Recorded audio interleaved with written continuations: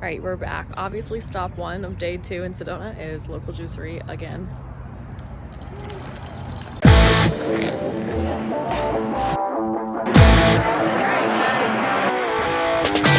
That was way too aggressive. That was right.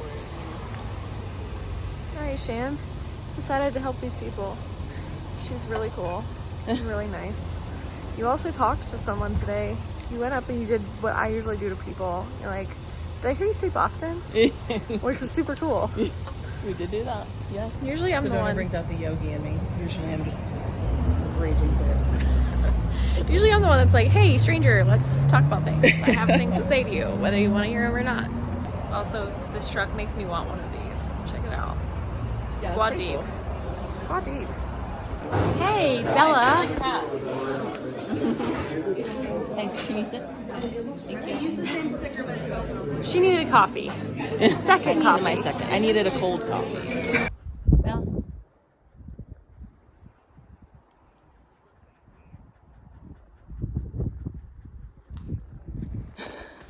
All right, we're out here having a little off-leash moment with Bella, getting some shots and drinking some Awakened, as you guys know, literally my favorite. If you haven't gotten some yet, I don't know what you're doing.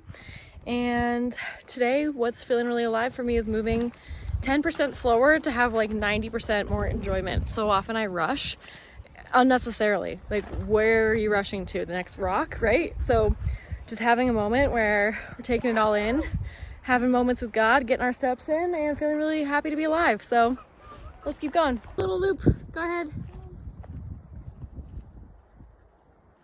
Okay. All right, so after our hike today, we trekked home and I flopped on my bed for a while, made a grocery list and a menu for this week, and pre-logged a day of food. So in order to see what I want to eat, I will log what I want to eat tomorrow and see how my macros are looking. So I did that and got some bison, some beef, some turkey as my proteins for the week. I got a bunch of fruit and some mixed greens to make some salads, and then made that list and then went to Sprouts and got everything. Took my time, talked with my cousin a little bit. One of my grandparents is moving into a like studio apartment within a what's it called, like a senior living environment.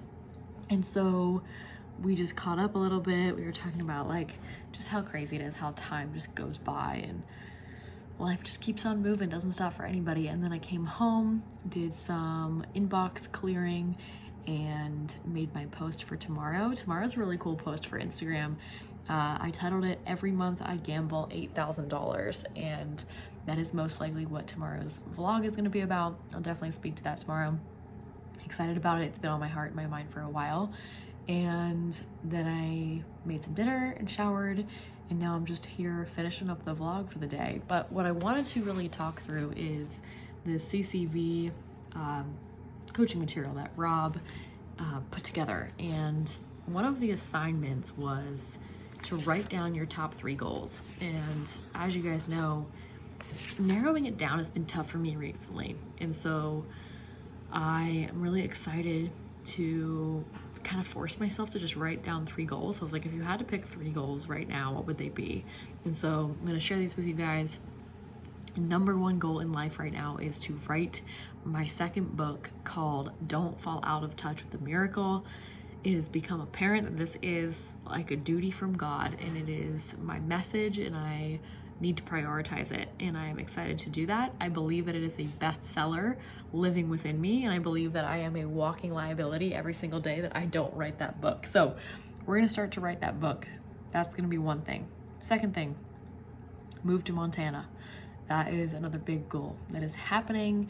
It is in the works, and I am choosing to prioritize it like a goal because it builds self-trust when we hit our goals, right? So it is still a goal because the details are still getting figured out, and really sinking into the why I want to do that is going to be super important for me this next week.